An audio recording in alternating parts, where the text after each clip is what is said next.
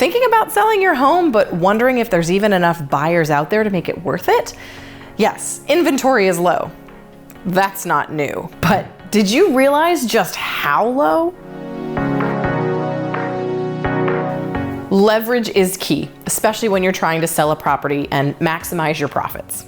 And if you don't absolutely have to sell, it stands to reason that you want to wait out for the absolute best time to sell.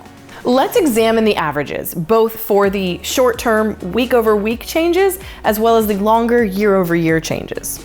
Calculated Risk put together a great graph detailing the inventory issue. The blue bar, which you can barely see, represents the week-over-week inventory, and it has ticked slightly up. Compare that to the red bar, which shows this same time this week last year. And you can see that we're down just over 10% from then. And 2022 inventory was still low, but now we're even lower than that. For the real picture, you have to skip the unicorn years. They completely derail the averages because they were such an anomaly. But if you go back to 2019, which was considered the last normal market, it paints a clearer picture.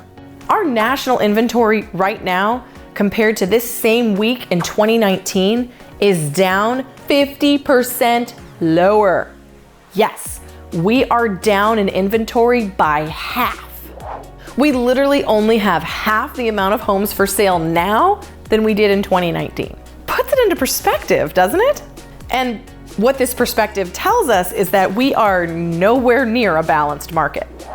As Lawrence Young, the chief economist at the National Association of Realtors, explains, there are simply not enough homes for sale. The market can easily absorb a doubling of inventory. These are national numbers, so let me drill it down to our Alachua County area.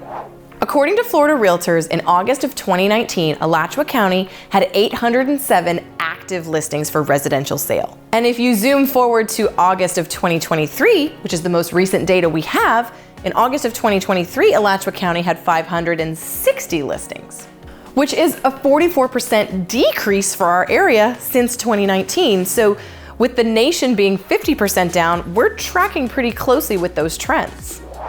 Which means if you're considering selling your home, there's only about half of the inventory that there was just 4 years ago, which means there's only half of the competition.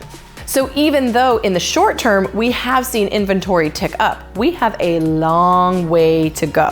Remember, pricing correctly is still important even in this market.